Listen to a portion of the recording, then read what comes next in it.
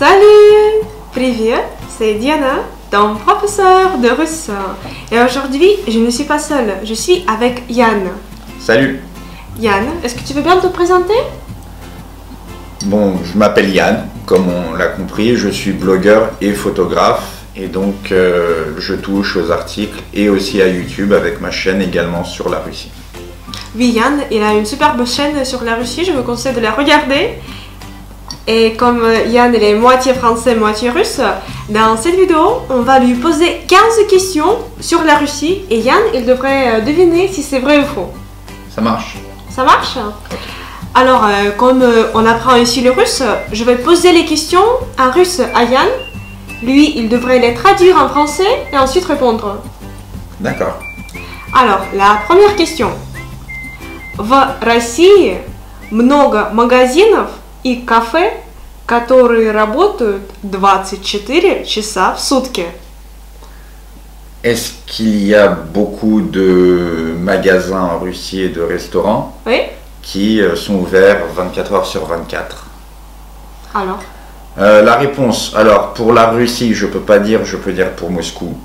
Mais j'imagine qu'en Russie c'est pareil, mais je ne vais pas m'avancer.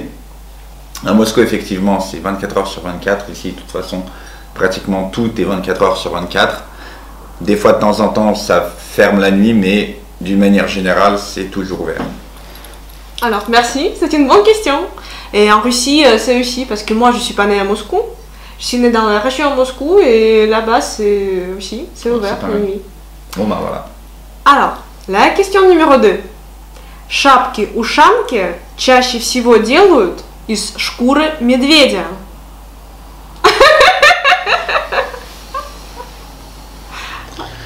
Est-ce que les shapka, ушанки, donc la shapka, est faite en peau d'ours? Alors, je ne sais pas si c'est fait en peau d'ours. Vu le nombre de shapka, je ne pense pas qu'elles soient toutes faites en peau d'ours. Il doit sûrement avoir beaucoup de fourrures synthétiques. Concernant les fourrures naturelles, j'imagine que non, vu que les manteaux en fourrure peuvent être faits en... j'ai plus les noms des animaux. Renard, ours sûrement. Lapin, norka. Je ne sais pas comment on dit norka. Donc j'imagine aussi. Norka, c'est un petit animal. Je sais pas, donc j'imagine... Bah non, en fait, je sais. Pas que en fourrure d'ours. C'est une bonne question. Yann a tout à fait raison. Alors, la question numéro 3. Pas de réponse. Oui, c'est une bonne réponse, tu as bien répondu. Ensuite, по современным правилам НАСА космонавт должен знать русский язык. La NASA. La NASA, oui. D'après les règles, le règlement de la NASA, les cosmonautes doivent connaître la langue russe. J'imagine qu'ils doivent la connaître, déjà parce que les centres de recherche, de toute façon, et même les cosmonautes sont regroupés autour de 4-5 gros pays, France, États-Unis, Russie. Donc j'imagine qu'en plus de connaître l'anglais, ils connaissent le russe, parce que je connais des gens qui étaient qui étaient chercheurs et qui étaient souvent en Russie pour le travail et connaissaient le russe de fait. Est-ce que c'est dans le règlement ou est-ce que c'est la pratique qui fait qu'ils connaissent le russe? Je sais pas, mais vu qu'il faut donner une réponse, je dirais que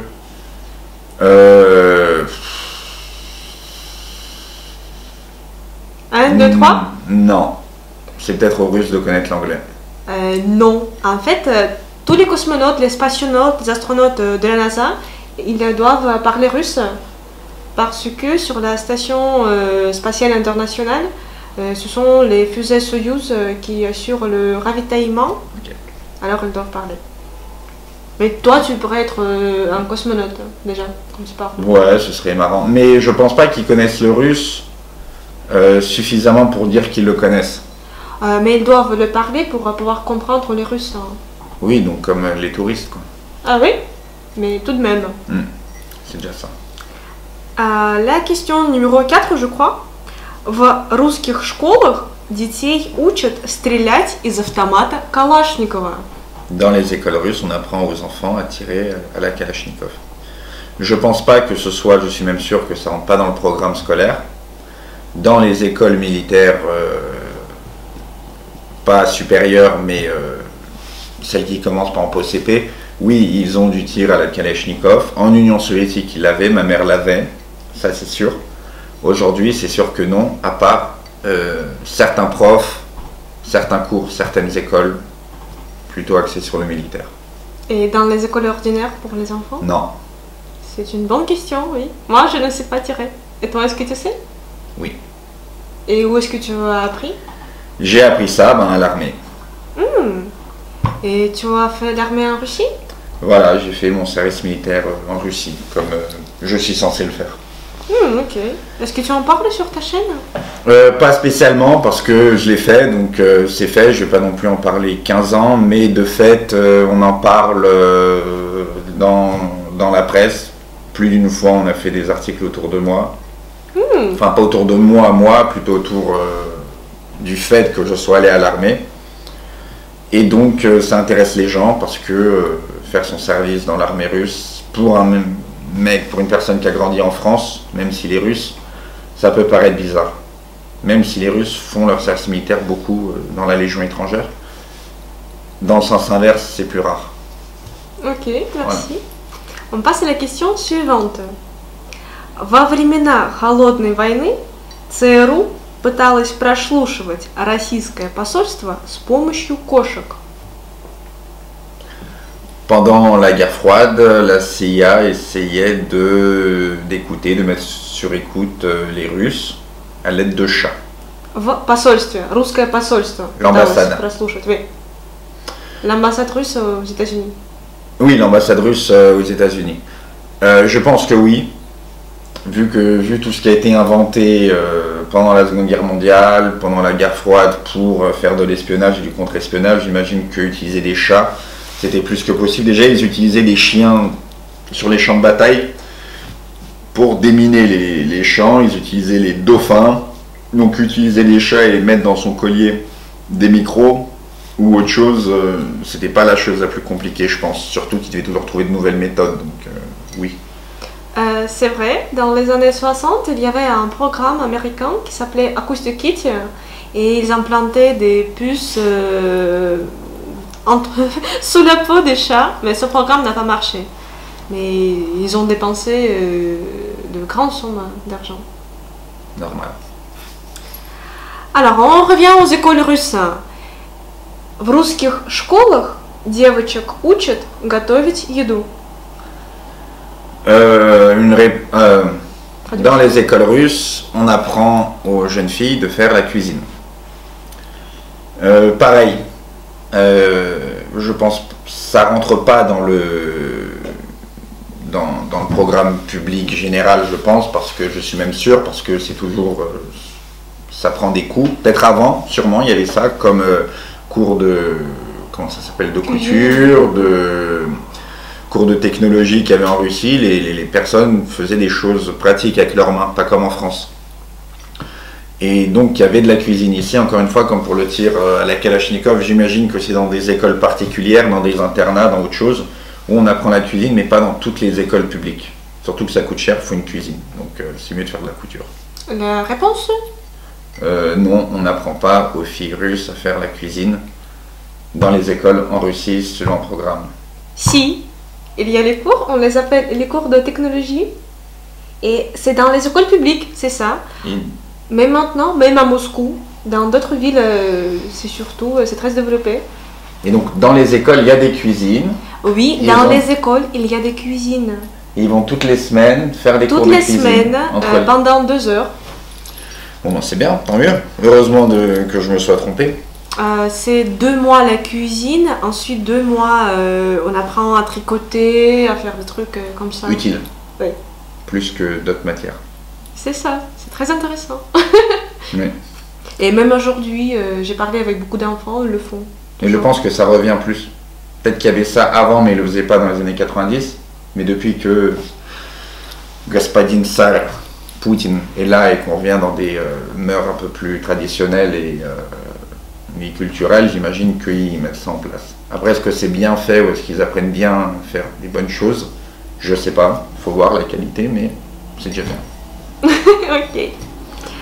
Ensuite, самая известная компьютерная игра Tetris была создана русским. Oui. Tetris, le jeu connu, a été inventé par un russe. Oui, Tetris a été inventé par un russe. Si on prend la musique du Tetris, elle est russe. Et c'était pas par hasard. Oui, tu as raison. C'était un informaticien russe, Alexei Pajitnov, qui l'a fait. Voilà. Tu as eu raison. Bravo. Et maintenant, encore une fois, la guerre. Во времена Второй мировой войны русские изобрели летающий танк. Pendant la Seconde Guerre mondiale, les Russes ont inventé un tank qui vole. Alors, un tank qui vole, non. Mais un tank qui saute suffisamment loin, suffisamment haut, au moins 3-4 secondes, ils l'ont fait. Alors moi, j'appellerais pas ça un tank volant, mais quand tu fais ça, je pense que tu t'amuses à dire qu'ils volent, même s'ils volent pas vraiment. Moi, je peux voler. Si je saute du 10e étage, je pourrais pendant 4 mètres voler et après je ne volerai plus. Donc je pense que c'est pareil. La réponse? Ça dépend comment définir volant. Avec des hélices et des ailes, ils volent, ils montent, ils descendent. Oui. Je pensais comme ça quand je posais cette question. Au volant qui fait... Non, il ne fait pas des sons, mais comme si ça avait volé, comme un hélicoptère. avion. Oui. C'est bizarre parce que s'ils l'ont fait, s'ils ont réussi à faire un tank volant, et qu'aujourd'hui on n'a pas de tank volant, tank amphibie oui, mais tank volant, aujourd'hui je pense qu'on n'en a pas. Enfin on a des drones, mais c'est pas pareil. Enfin c'est pas non plus un tank, mais bref.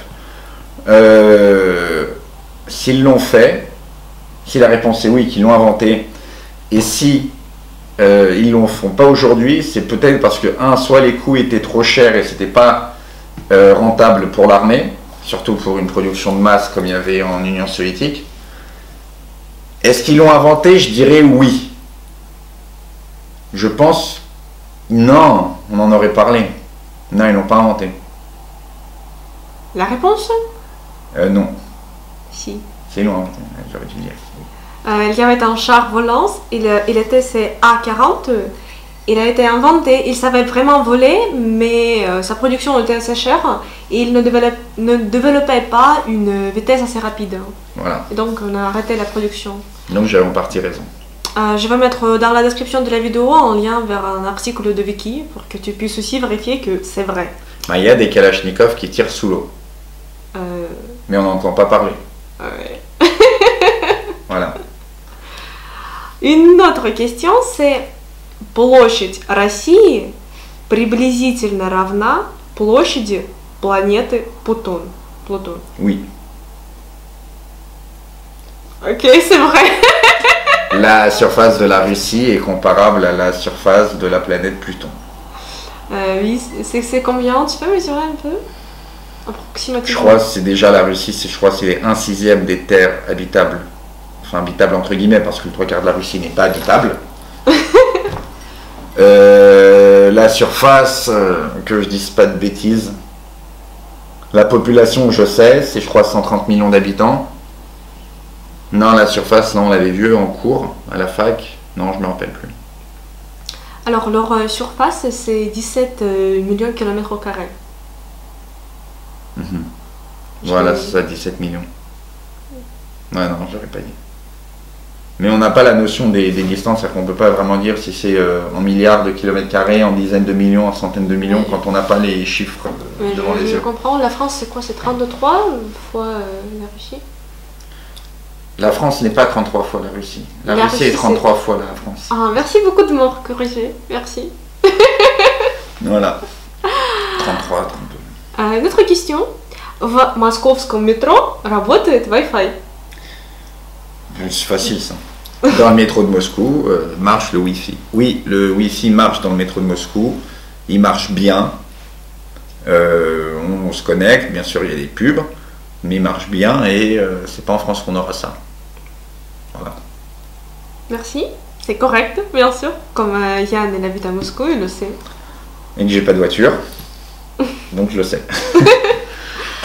Самая низкая температура в России была минус 87 градусов. La température minimale en Russie a été 87 degrés. Oui, c'est vrai, c'était dans un coin de la Yakoutie, je crois, dans les années 60. Enfin, j'ai plus les détails, mais il y avait une température record comme ça, 87. Mais en moyenne, les plus grosses températures, c'est 67, moins 67. En moyenne, qui sont présentes toute l'année, pas une fois tous les 300 ans. En fait, c'est pas correct. C'est pas 87? Non, c'est 77. Voilà, 10 degrés Mais près. tu as eu raison, c'était en Yakoutie. Voilà. Il fait parfois assez froid en Russie. Il faut bien avoir des chapkas. C'est ça, et pas que. Et 77 degrés, c'est 87, c'est quoi la différence? Quand tu dépasses 67, enfin, quand tu dépasses 60, tu t'en fous qu'il fasse 87, 95. C'était juste une question chiante. D'accord, oui, question chiante, réponse chiante. 30% des Russes boivent de l'alcool toutes les semaines. Et c'est quoi de l'alcool? À partir de combien de degrés c'est de l'alcool? Parce que moi, à partir de 40 degrés, c'est pas de l'alcool. Enfin, c'est de l'alcool à partir de 40. En dessous, c'est... Oui, il y a de l'alcool, mais c'est pas... Oui, de l'alcool plus fort, par exemple, que la bière. Et que le vin et que les cocktails. Oui. Et combien de Russes? 30% des Russes boivent de l'alcool toutes les semaines. Ben oui, même beaucoup plus boivent de l'alcool toutes les semaines. Je pense que là, 33% boivent de l'alcool tous les jours. Ta réponse? Oui, Alors, 33 et plus de pourcents. il y avait une étude récente. Alors, d'après ces statistiques, il n'y a que 6% des Russes qui boivent de l'alcool toutes les semaines. Non, c'est faux, je crois pas ça. Je vais mettre le lien vers cette étude dans la description. C'est une mauvaise étude, c'est faux. Un Russe sur 3 ne boit pas d'alcool. Oui. Un Russe sur 3 ne boit pas d'alcool. Oui, un Russe sur 3 ne boit pas d'alcool. Ça, c'est sûr. Et pourquoi tu es si sûr? Ben, parce que je connais beaucoup de Russes qui ne boivent pas d'alcool. Et je me doute que sur 130 millions d'habitants, il doit bien avoir 30 millions de personnes. Ben, déjà, il y a les musulmans. Donc, tu enlèves les musulmans, bon, il n'y en a pas 33%. Et les musulmans, je crois, c'est 8%. Les Tatars, il y en a 8%, je crois, sur les nationalités. C'est 80% de Slaves, 8% de Tatars. En admettant que les Tatars ne boivent pas d'alcool, même si je connais des Tatars qui ne suivent pas le prophète Mahomet dans les règles, il y en a quand même beaucoup qui ne boivent pas. Et puis ceux qui ne suivent pas, c'est les jeunes, les vieux ils suivent. Il y a tout le Caucase qui est musulman, ça c'est sûr. Il y a tous les pays en ce temps, enfin vu qu'ils habitent en Russie, donc ça compte Tadjikistan, Ouzbékistan, Kyrgyzstan, etc. Eux ils sont musulmans, Turkménistan, et ils vivent en Russie, donc c'est encore un pourcentage de gens qui ne boivent pas. Donc déjà il y a au moins la moitié du tiers qui ne boivent pas parce qu'ils sont musulmans, c'est sûr. Bonne logique. Et donc le reste pour des Russes qui font du sport, qui ne boivent pas, qui n'aiment pas. Voilà. Tu as raison. On compte pas les morts. Ok. Oui, tu as raison. Voilà. On ne boit pas tant d'alcool que tu pourrais le croire. Et une autre question. В Венеции мостов в 3 раза больше, чем в Санкт-Петербурге. À Venise, il y a 3 fois plus de ponts, C'est ça. que à Saint-Pétersbourg. Je peux pas dire parce que je connais pas Venise. Saint-Pétersbourg, je connais pas des masses, mais je sais que c'est une ville avec des canaux. Je peux pas dire s'il y en a. Je peux déjà pas dire s'il y en a plus ou moins. Donc dire Alors, qu'il y en a 3 fois. où est-ce qu'il y a plus de ponts, à ton avis?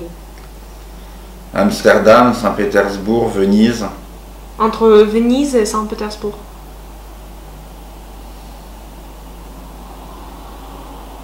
En fait, je sais pas si tout Venise est fluvial ou si c'est juste un quartier pour touristes et que le reste c'est avec des banlieues comme en France, sans les fleuves.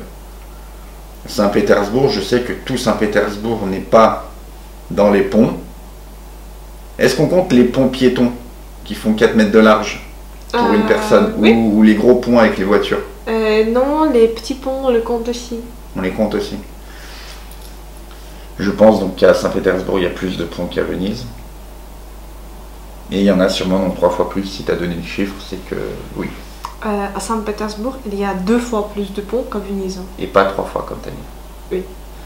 Il fallait connaître les chiffres, mais j'y étais presque. Mais j'aime bien les questions chiantes. Ouais, Je me suis bien préparée pour cette vidéo. On a remarqué, oui.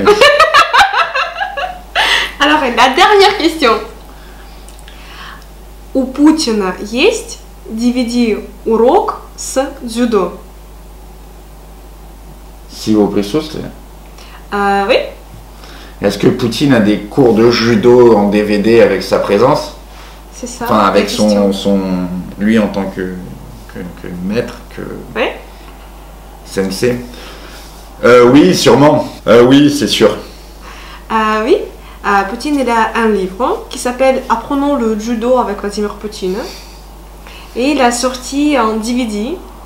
On dit en français DVD? DVD. DVD. Je vais mettre les liens dans la description pour que ça ne soit pas de l'air. Et là-bas, il explique vraiment comment il faut se battre et il montre même. C'est bien. Ben, s'il est compétent, ben, pourquoi pas. C'est ça. Alors, c'était ça nos questions sur la Russie. Ben voilà. J'ai répondu à combien de questions bonnes sur les 15? Tu as répondu à 10 questions sur 15. J'en ai 5 de fausses. Oui. Plus, moins. J'en ai 3 de fausses. J'ai pas compté. Voilà. Je vais compter, on va mettre le score quelque part par ici dans le... Oh, attends, je me suis trompé sur la langue, sur les cosmonautes qui parlent pas russe. Sur les filles qui cuisinent. Sur les ponts. Oui. Ça fait 3. Oui. Ben, c'est tout. Ok. Les ponts, les gonzesses et les cosmonautes. Enfin, les cuisines. Voilà. En plus, j'étais pas à l'école russe, donc... Ça se comprend. Et j'ai pas vécu à Saint-Pétersbourg. Donc, voilà. Et je suis pas allé dans l'espace, donc... j'ai de bonnes raisons de pas connaître, je pense. Et toi, est-ce que tu as répondu à combien de questions? N'hésite pas à l'écrire dans les commentaires. Et je te rappelle que tu pourrais et tu devrais même visiter la chaîne YouTube de Yann. Lien dans la description. C'est comme ça, c'est comme toujours, tu trouveras tout dans la description et les références sur les études concernant quelques questions. Voilà. Parce que moi, je peux pas vérifier, donc... Tu devrais me croire sur parole. Voilà. Alors, Yann, merci beaucoup d'avoir participé à cette vidéo. Ben, merci à toi. Et merci à toi et un plaisir. J'espère qu'il y aura d'autres vidéos. Oui. Si tu as aimé les vidéos avec Yann, tu peux écrire dans les commentaires si on devrait faire plus de vidéos ensemble pour animer un peu le public. Plus. Alors, on te souhaite passer une excellente journée et pour l'instant, on te dit Пока. Пока. До свидания. Voilà.